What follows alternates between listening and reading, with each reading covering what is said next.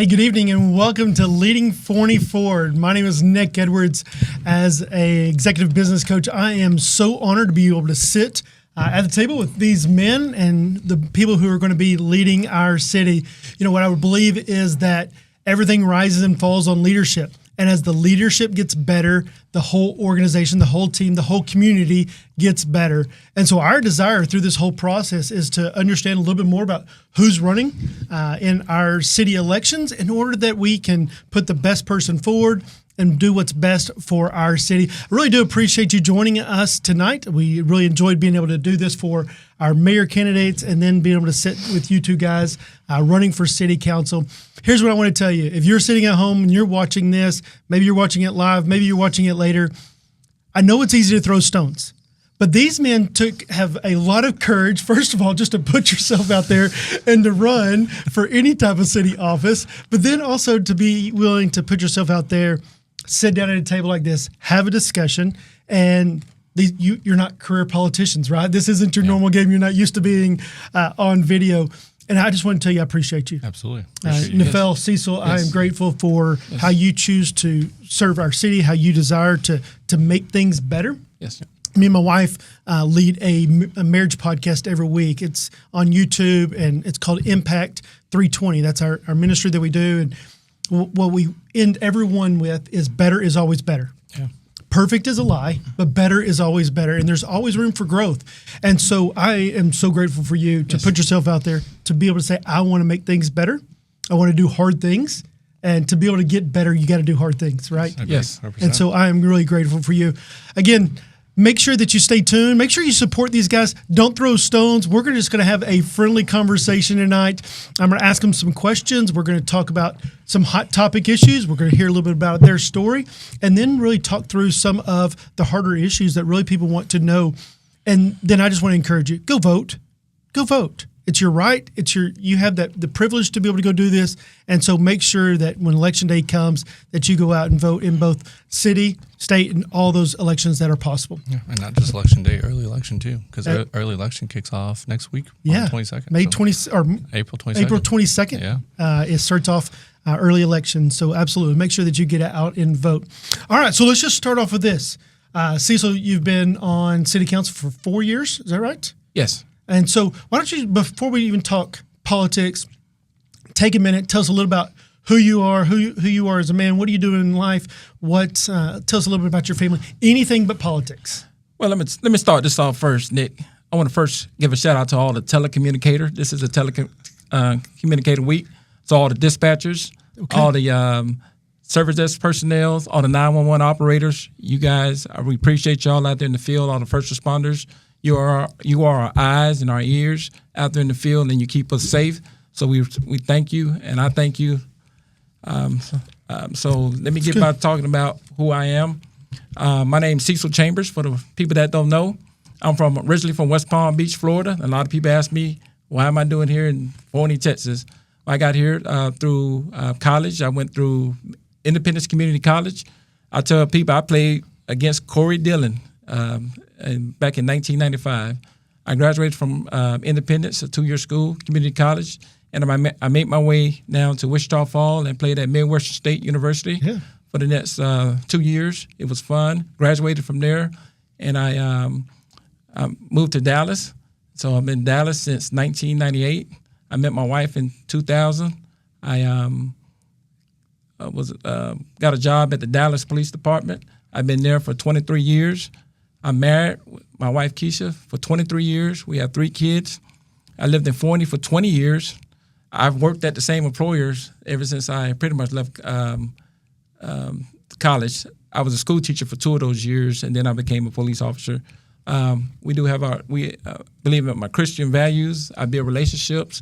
My wife is a librarian for the DISD school, so she's been doing that for 25 years. She's been teaching for 25 years, but she's been a librarian over 10 years. My youngest daughter, we're so proud of her. She's in the top 8% in her class in 11th grade. So she can actually graduate this year, but we told her she has a life in front of her.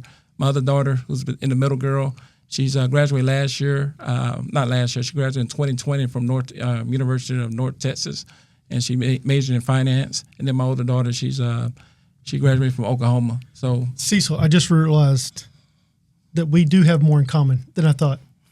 We're both bald and broke because we have 3 daughters. Yes, sir. Yes, sir. Yes, sir. So man, I love this city. We moved here to raise our kids. I wouldn't take it anything else. This is a great place to live, and I'm glad I'm here. I'm glad I'm getting the opportunity to serve in the aspect I'm in. Very good. Thank you. I respect a man with 3 kids, by the way. I mean, with 3 daughters, by the way. I have 2 boys and a daughter, and I've always been told that it's easier to raise a girl at the beginning, but then they get harder as they get older. And you have no idea. That's what I hear. So anyways, for those who don't know, I'm Nafel Malai. I've been here in Forney since 2019. Moved here with my wife, who high school sweetheart, by the way. You don't ever hear that much that often, that you're high school sweetheart. We met in psychology class, and ever since then, her parents, like, really, out of all the guys you could choose from, it was this guy. I'm like, yeah, must have been the hair or the wink or something. But I have 3 kids, right? The oldest is Beckham, who's 9. The middle child is Tatum, who's 5. And then I have a 19-month-old who's Merritt. So the wife finally got her girl. And after that, I was like, I made sure I'm done. Like, I was happy with 2 kids. And she was like, no, I wanted to go try a girl. So I work in a company called Cottonwood Residential. We oversee property management, so own and manage apartments, and I oversee the marketing of all those. So we have about 35 properties here or there. Most of it is in the southern area, but I travel to those properties and handle the marketing. Moved to Forney in 2019 because the company I was working for at the time was in downtown. So the commute from Forney to downtown was at that time, at that time, I'm going to clarify that, was about 25 minutes, and now it's not 25 minutes. But I'm fortunate enough to now work for a company that I work from home and be able to enjoy the kids' time when they come home. But at the same time, if I travel, it's a quick commute that way. I do want to say something about myself. I grew up in Omaha, Nebraska. Met my wife. We went to college together in Lincoln, and we have all of our family in Nebraska. Like, we don't have any support here. And I will tell you, the hardest thing of living in a city or state by yourself is being able to work well with each other, with the wife and I. Like, she is my strong backbone. Without her, I wouldn't be able to run for this campaign. I wouldn't be able to do all these activities that I do without her. So truly support her, love her for that. And yeah, I'm excited. I'm excited to run. One of the things that one of the reasons why I decided to run was just because of the fact that I want to see action.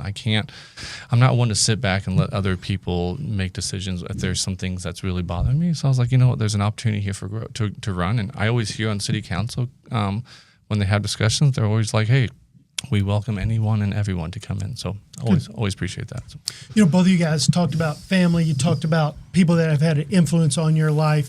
I feel the same way. I know, with 3 daughters, we all have 3 kids. That's a lot, right? And in today's economy, it's a lot to be able to handle and to be able to do and to balance work and life and all the things that you want to be able to do and to be able to invest in your kids. And so I just want to tell you, I appreciate you as dads being in your home and being able to invest in your children in the next generation. It means a lot to me personally, and I know it means so much to who we are as a community. There's always people that work behind the scenes that support us and make things happen. Absolutely. Yeah. My wife is always there whether we're doing a marriage podcast, we're thinking about what's next in life. Yeah. But really, there's also some people behind the scenes working tonight, making this whole thing happen. Back here, you can't see him, but he's working all of our video, working all our sound, is Matt Martindale. Couldn't do it without him. So grateful for how much effort he puts into making sure that 410 Studios is always operating at its very best. And then also Jenny Watson, who is my marketing director, does a great job making sure that you find out about information and make sure that you find out about events just like this. So both of these people, I'm so grateful to you and the impact that you have on my life and making sure things like this happen. I think we should call Matt DJ Matt, by the way. DJ Matt back there. Matt back there, spinning the records. All right, so let's talk through some questions. So let's just start off easy. What motivated you to run for city council? I mean, you started to talk about it a little bit, but what made you decide, yes, I want to keep doing this, or I want to run for city? Well, I love the city. I call this home, so I wanted to make sure I had an impact serving the community. So I want to show people that I'm a voice of reasoning. I can be trusted. I hold myself to the highest ethical standards. I'm accessible. I'm a bridge from City Hall to you. Okay, very good. I'm a team player, and I work well with others. So that's my motivation of working as a city councilman. Good. Just talking about your character, a little bit about who you are and what excites you about Yes, that. sir. That's good. Good. Nafel? Yeah, so it's almost consistent. I care deeply about Forney, right? This to me is not about politics. To me, it's the people. And I'll say that I've always told people that I'm going in there running for city council to represent the people. I want people to have a voice in this whole thing. So I've told you guys, I'm a husband, I'm a father, I'm also a football coach. And I'm also a neighbor, almost like the Tim the Toolman Taylor neighbor. My neighbors come over all the time asking, "Hey, can you help me fix this?" Or "Can you help me with my lawn?" I'm definitely a person who says yes more times than I should say no, and I do that from a standpoint because at the end of the day, I want to feel like I've made a difference. And it's the same thing with the city council. I want to make sure that the people's voice get heard, that there's a difference that's being made, and that I was part of that difference. I also want to speak about, I've spent some time in the city working for a committee member, and so working for committees and being able to work in that committee, I got to really realize things of how the city works, of how things are in the pipeline, and so I think that's truly eye-opening. And I recommend anyone whoever wants to run for any city position to spend some time in any committee members, because it's truly a way to wake up and realize how things work and how things are approved, what's in the pipeline, what's in the background, all that stuff. I think it's important. So, Yeah, I do think there is a little bit of gap of understanding for the average citizen how things work within the city, and so being a part of going to city council meetings, going and finding out ways to be a part of different committees, whether that's economic development or parks or whatever those opportunities are, find ways to be able to be involved in so that you can understand there's a lot more going on than what the average citizen sees, right? Agreed. Yeah. Yeah. Okay, so different backgrounds, police, been here for 20-something years, doing business, developing marketing.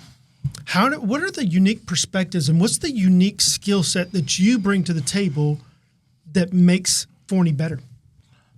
So, Nick, as a family and as an officer who works the streets of Dallas, it's unfortunately people call 911, and we get to go to those homes. And when we get there, we see families are in distress. So when they're in distress, we become the mentors, the ones, the law and order. We become the big brothers, the dad, the mothers. So we become the guidance that is missing in that household. The city of Dallas that I work in, they try to invest into the city and trying to help out families any way they can. I'm not going to go too much deep into that. If you bring it here to Forney, we're starting to have that same deal here. Okay. When we have officers going to these particular residents, we have young men and young women are not being guided. They're not. There's no mentors. There's no big brothers. There's no big sisters. Yep. The streets are growing them, raising them. So we have as a community, we have to invest in our kids. And that the issue is here is, do we want to invest in our kids? And I say we should and we will. We have a lot of opportunity here for our kids to be successful. And one of the places that we already paid for, taxpayers already paid for, is the OC. Yeah, plenty of opportunity over there. A lot of trade you can get into. You can get into welding, mechanics. You can get into barber. You can get into all sorts of stuff over there. So we got to push these families to be better, push them to be better as an individual. We also need to have things in place, resources. We need to have boys and girls clubs, the Y. We need to have the Dallas Stars may bring a facility here. Those are things that we can use to help our youth. So we're investing in our kids, we're investing in family, and then at the end, we hoping that we get the return once we put them in a brighter future. We'd rather have them a return at the end, a positive return, or we're building another investment across town that we're going to invest in one way or another, because I believe it's going to pass, is the detention center. So let's get to our kids now, invest in Hold on, we're going to come back to that one. The detention center, yeah, keep going. Let's get into the positive part of investment, investing in our kids, investing in positive, we'd be role model for our kids instead of sending them over there to the jailhouse, and they'll be, I'm sure they'll get the same counseling and stuff, but it's a different type of counseling, mentoring when you're behind a closed environment. Absolutely. My friend and pastor over at Free Life, Richie Mullis, says you can either reach kids now or rescue them later. And I just love that statement. Pastor Richie is always a great job of leading and reaching out that next generation. And so you can reach them now or rescue them later. And I think it's a little bit of what you're saying. Yes, there. sir. Good. You don't mind if I ask the question again? Can you ask the question again? Yeah. So what unique perspective, what skill set, what understanding do you bring that's unique that gives some of the passion for this role? Yeah. So I will say, like, a little bit about my background I didn't share. So I grew up in a family with a single mother. My father passed away when I was 2, so my mother had to raise 4 kids. And so coming and having a mother work 2 full-time jobs and 1 part-time job to raise 4 kids, that gave me a sense that I'm never working hard enough. And so I will continue working hard. And I'll tell you guys, I grew up living in apartments all my life, and I never was able to, we never afforded a house. So for me to be able to be financially successful and to be able to provide my kids a home where it's not, and there's nothing wrong with apartments, but the fact that they can have a backyard to play in, we can have dogs, and we have a pool, all those things I never had, and I will continue pushing because of the way that my mom worked for us. And so one of the things that I will give you an example is that I'm always outside in my community. If you ask any neighbor, I host block parties, right? We get permits to shut down the street. During the summertime, we host Summer Olympics. Like, I'm doing as much as I can for the kids and my kids and the kids around me, because I know if they're being engaged and entertained, they're being able to learn and they're being able to be respectful. That's good. And so, like people always ask me, like, why are you always outside with your kids? And I'm being very honest with you guys. You guys can ask my neighbors and community.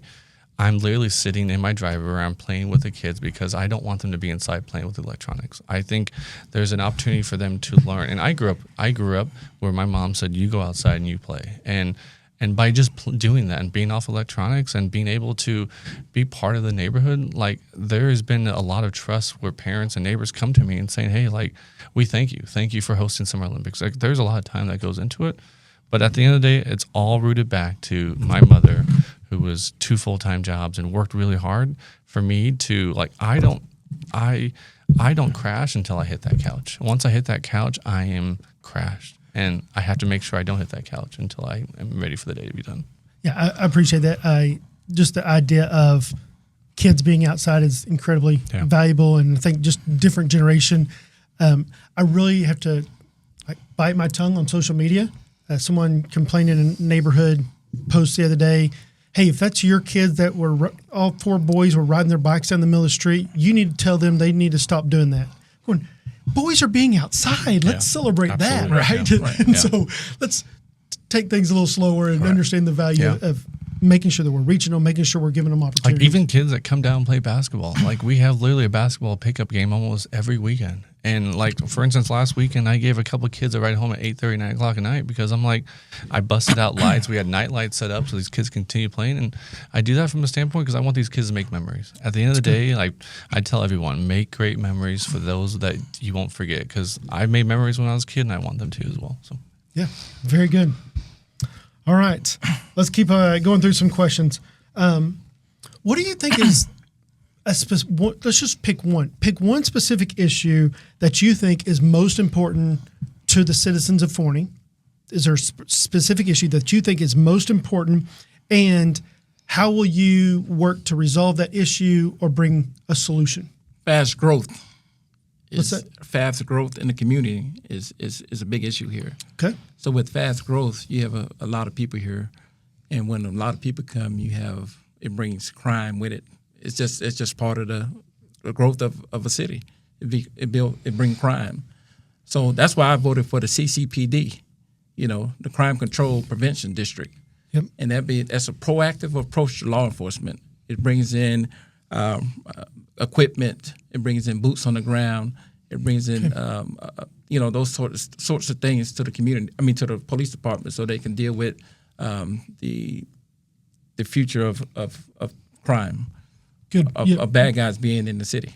During our mayor interview, they all addressed just the need for making sure we're upping the number of officers, making sure that we're upping the number of firefighters, and they all addressed those things. And so I think you're echoing that same thing, that everyone feels this is an issue when we've got to be more proactive on it. Yeah, it's just part of it. Any growing city, that comes with it.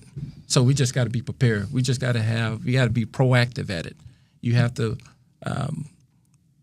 never be reactive to anything, because when you're reactive, you are behind the scene. You're behind the curve. Absolutely. You have to go at it, and the bad guy has to see you out there, and then once they see you out there, they'll split. They'll run like roaches.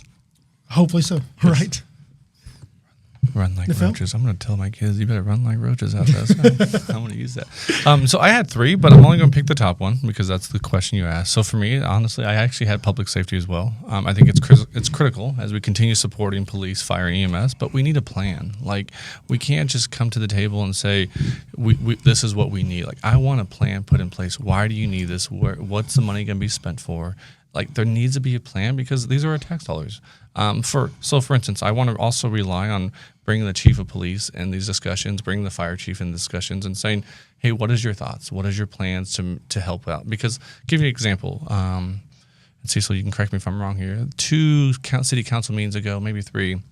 The fire chief came in and they're talking about the whole EMS system and looking to upgrade that. And he literally said that by them taking stage 3 calls and giving it to the current EMS provider, that saved them 1,500 calls.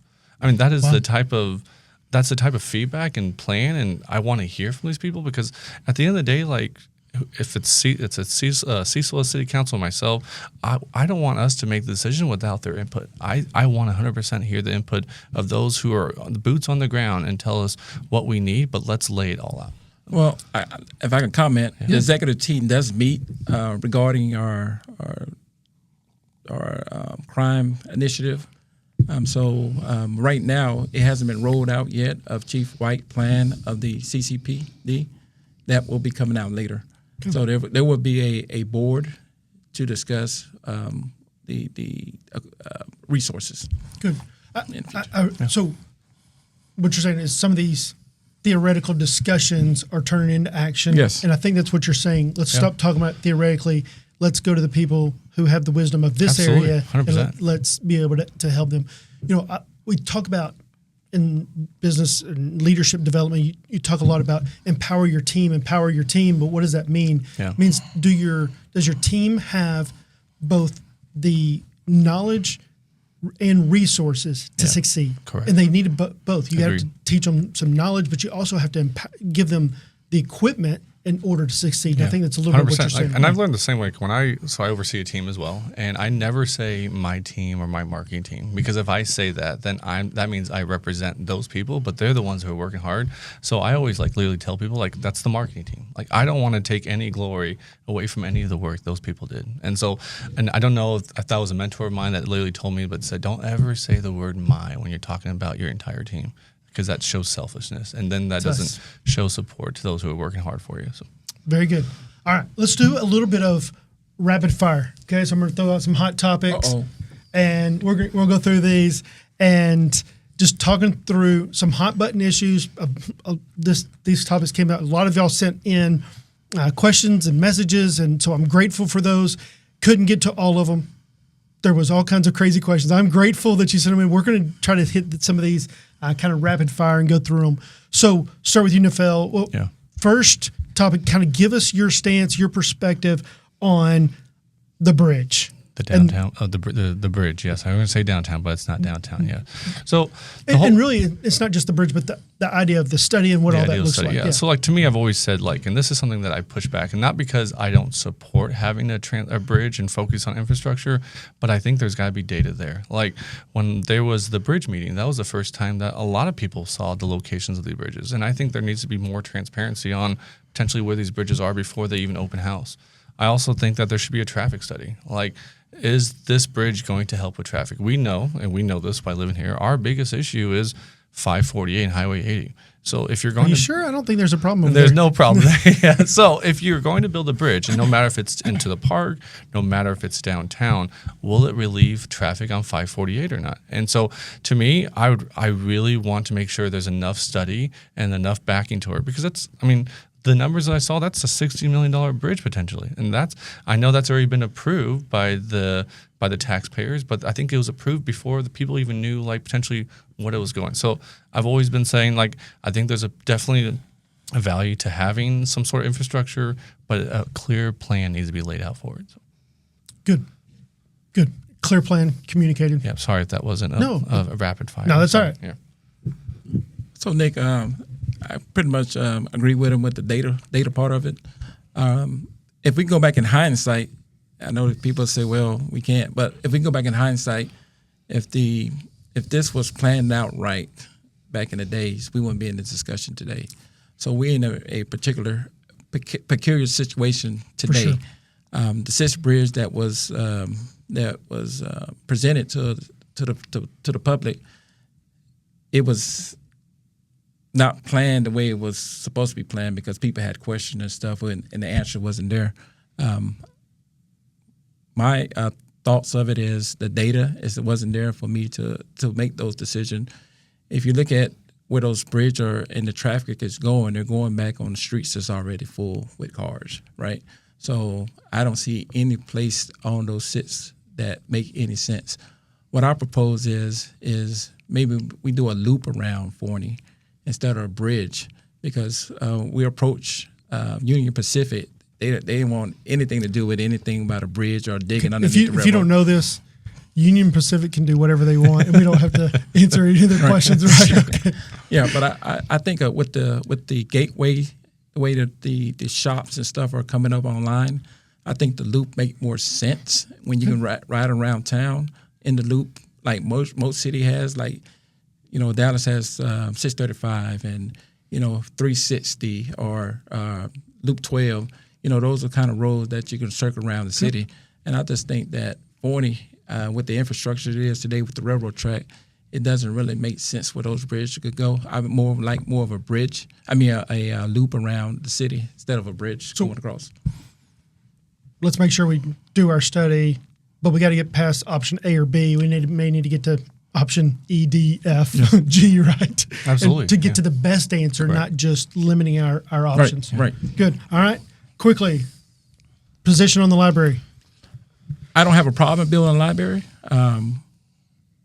It should be changed to a different name. Libraries are different today. It should be called multi-purpose building or something when you can house a library and senior citizens in.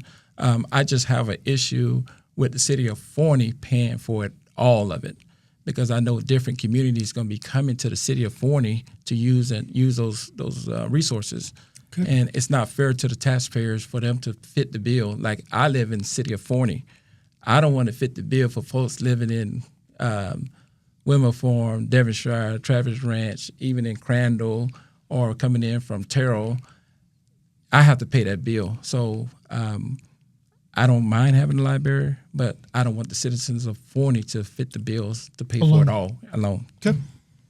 Yeah, I'm almost the same, or literally almost the same response. So I support a library as long as it makes financial sense. Like, let's think about, like, there are other opportunities to look at libraries. Could we have a library within the OC as big as the OC is? Could we look at a library in a smaller area without spending potentially millions? I wasn't able to go to the library, I'm going to call it town hall or meeting. I was out of town for that. But, there is feedback and good support of people who potentially want a library, but it just has to make financial sense for us to do it. Because those are, like Cecil was saying, that's tax dollars that potentially spending if we go all out for something that big. So, yeah, I like both y'all's approach there, going, let's just figure out what's best, what's needed, what can we afford, what are we willing to take on, and is this the best solution? Good. All right. Juvenile Justice Center. So that came up from Kaufman, right? And so I think that was a thing that we heard from. Oh, sorry. Go ahead. Technically, that's not a city of Forney thing. It's a county. It's a county thing. It's a county thing. Yep. Now, of course, we pay for it because we're in the county. As taxpayers, we pay for it, yes. But it feels like a very hot topic that a lot of people feel like there's have a strong opinion on. So that goes back to what I was saying. Like if we talk to the chief of police, like I've heard stories from the chief of police. She says it takes people to drive hours or miles to go and drop these kids off, and sometimes because these places are filled, these troubled kids potentially get like a slap on their hand and get back on the street. So I definitely think that there needs to be some sort of place. And again, I don't think they've discussed location yet. So I may be wrong on that. I haven't heard of any location. I just know that Kaufman wants it. The attorneys want it. The judges have said it, that there needs to be some sort of place where kids who are getting in trouble can go. Like, I remember, like, one of the things when I was a child, like, my mom was like, you want me to go to show you what the juvenile detention looked like? Like, that scared the heck out of me. I was like, no, I'm good. I won't get in trouble tomorrow. I'm good. So, but I think there is what I've heard from the chief of police, that these kids don't have any fear. Like, if they do something wrong, they're going to go back home because there's no place for them to go. And because they're juveniles, they can't go to unless it's a very harsh penalty. But yeah, I definitely am supportive of it. Again, it goes back to making sure the location, the placement, what taxpayers know. I mean, it goes back to my campaign's always been about transparency. Like, taxpayers and everyone should be relatively in the know. And I know it's up on the election this upcoming election day. So Prop A is what it's called. So yeah, I think I just really wish that the Kaufman County would do better of explaining what Prop A was for people to know what they're potentially spending on. Good. Going back to investment, you have to invest in those kids. You cannot arrest your way out of crime. Yeah. I'm just telling you right now, there's not enough bed that you can make to put handcuffs on these kids and put them in there. You have to have some type of extra curriculum activity for these kids. You use your resources that you have. You use your resources, what you have. You have the OC. You have trade. Trade stuff you can go over there and do. There's a lot of stuff over there that the parents they can get involved with. We need to do the YMCA, Boys and Girls Club. The stars are potentially probably land here in Forney. You utilize those particular deals, big brothers, big sisters. I know back in the days when Luster, my college player, he had a program every Friday when men goes up there on Fridays to speak with the football players. You're a role model to these kids. They're missing that here in Forney. So until we can get these kids off the streets, find something for them to do, the detention center is going to always be open. So we have to do investment. So are you for it? I am for the detention center. Okay. Yes, I am. But there's another avenue too. I'm giving you another. It's both. Is what I hear you say. But I just wanted to make sure I clarified. Yes. So you use the detention center for the most heinous crime, right? So you want to get the murderers, the rapists, the assaults, those kind of people. That's who you want in those particular to get them off the street. Right, get them off the street.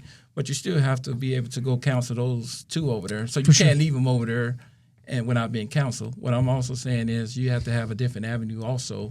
So you can run them both at the same time, but you want to really run the investment part so we can not have to send them over there. We put more into an invest in those families. All right, very good. All right, so next thing, tell me about just your perspective on what it means for the Forney economics, for what it means for small business in Forney. What's the role of City Council in this role to support Forney economics and specifically small business in Forney and even in the downtown district? Does she want to fix something really quick? Are you good? You good? Because my mic was wrong. Yeah, I think his mic is. My mic came off. I can hear No, him. you're good now. Yeah. It's all right. Go ahead. Yeah, go ahead. So let's look back in the days when I got here, back in 1998 when I pulled up here in this Metroplex. Mesquite was thriving, the epicenter. Everybody was in Mesquite. I mean, Rockwall, what Forney was back then, Dallas, Garland, Box Spring. I mean, it was busy and packed. Rockwall got smart. Rockwall said, well, 30 corridor, we got all this land out here. Let's just build our own so we can have our own tax base out here. So they did that. Then Mesquite shrunk with the foot traffic. Forney is the Rockwall now. We're building up our retail. Mesquite's going to shrink even more. So when we get these stores up online, now we keep our tax dollars here. Now I am concerned about our small business owners here in town.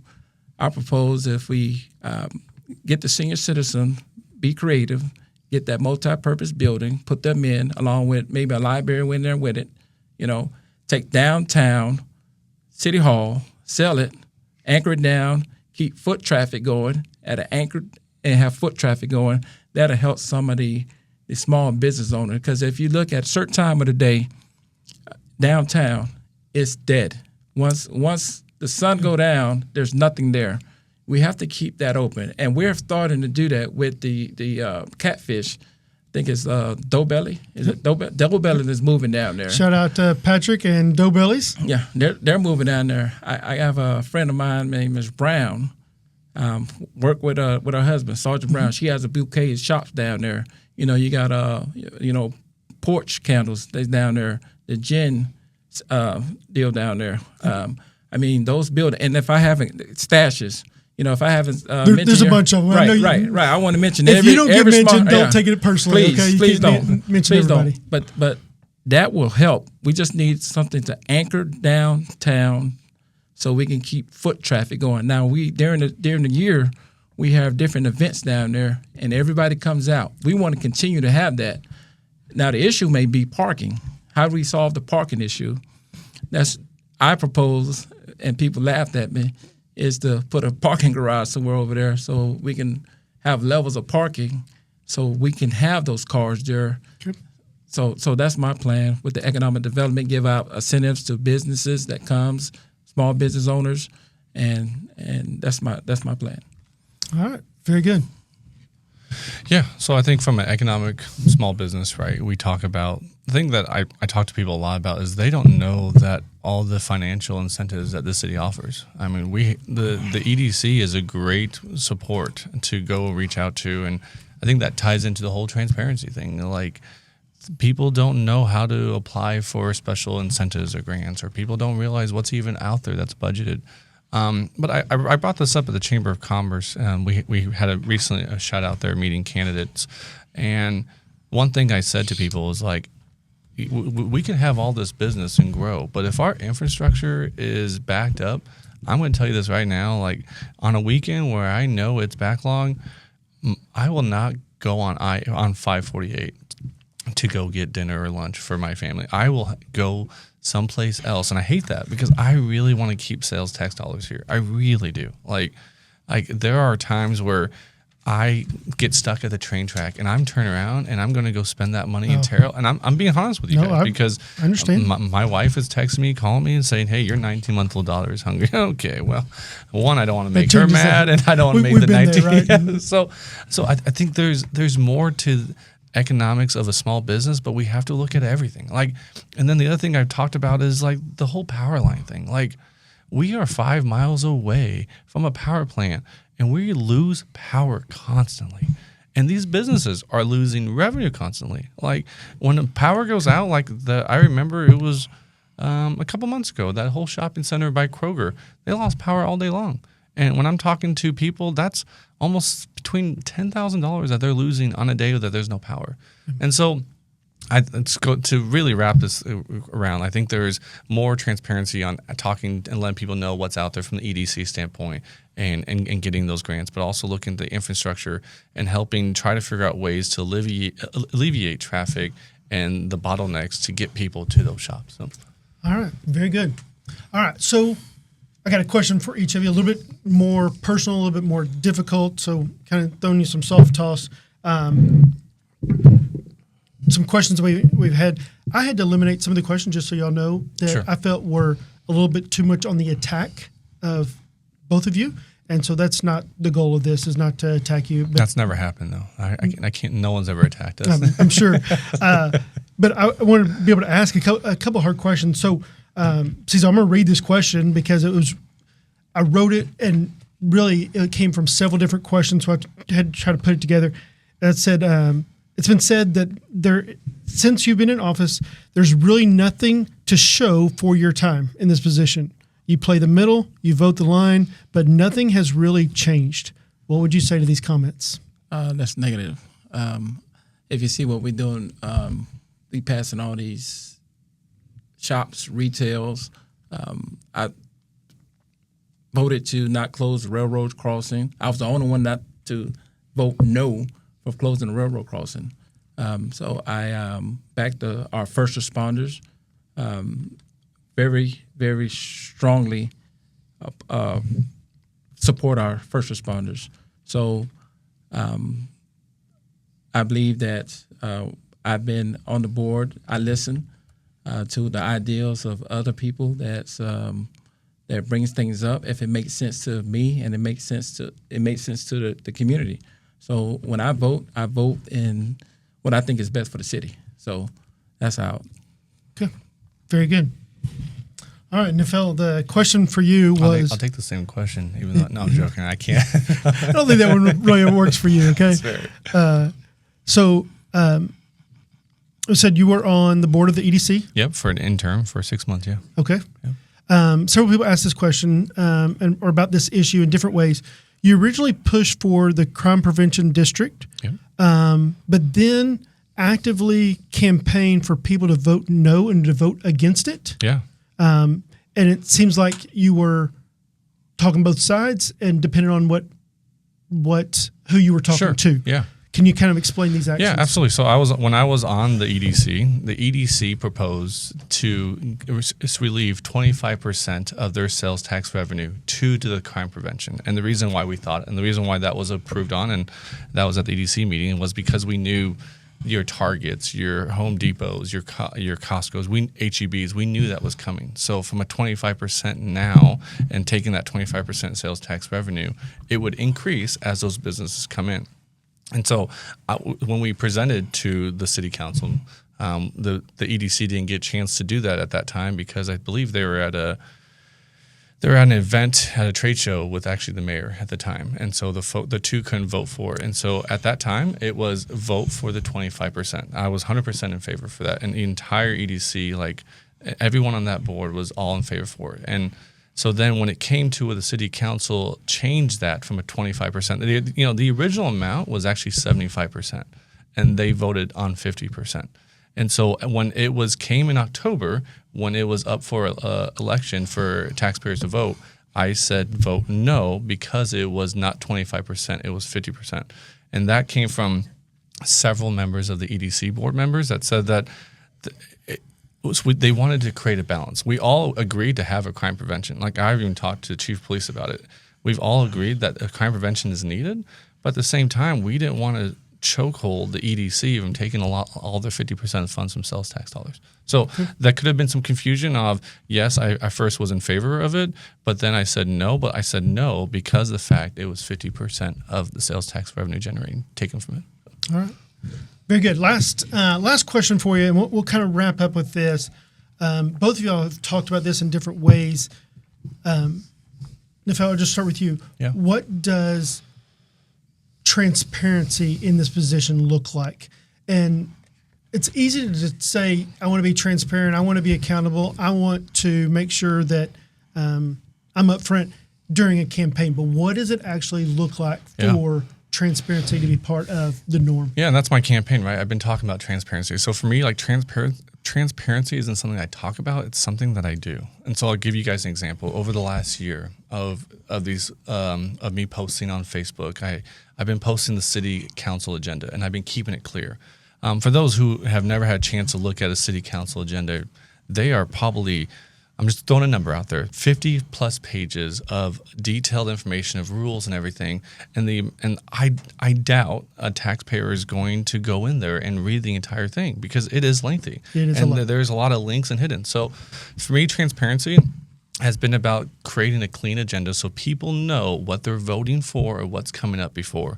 I think that's so important because everyone I talk to as residents, taxpayers, when I go knock on the door or when I post something, and by all means, you guys can all go back and look at my posts. It's all been unbiased, just straight stats. I do that from a standpoint because I want people to know where their tax dollars are going. And for me, like if I do get in the position where I get elected as a city council, I want the transparency of the budget to come in. Like I would love for a clean, nice budget so people can see where that money's broken down to. At the same time, I would love for other committee members or other committee groups like planning and zoning, EDC, to post agendas of what's coming up as a clear agenda so people can just truly have an understanding of what is happening in the city before things get voted on. Very good. Appreciate that. Mine is easy. It's all about accountability. Just raising the pros and the cons. What does that mean? Well, when you're talking about the pros, does it make sense for our cities Okay. to have these? Do we actually need to spend these dollars? The cons is what's the effect of it, So we have to weigh both. What's the pros and the cons of that? So mine is accountability and the pros and the cons when we're talking about transparency. And once we do that, we let the city know. Our council is open every time we have council meeting.